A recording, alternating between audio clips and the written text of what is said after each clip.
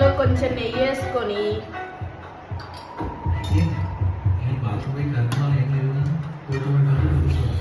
అలా నాటుకోడి పులుసు దీని మీద వేసుకొని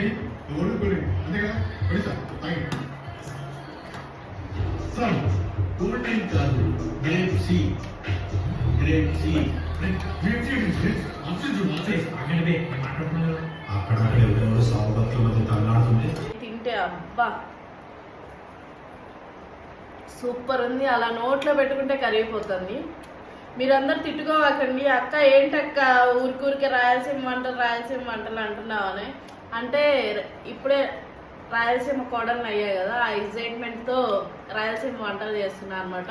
తర్వాత మనయే వస్తూ ఉంటాయి. సంగటి తినడం కూడా ఒక ఆర్ట్ అనమాట. మా వారు తిని చూపిస్తారు చూడండి ఎలా తినవు.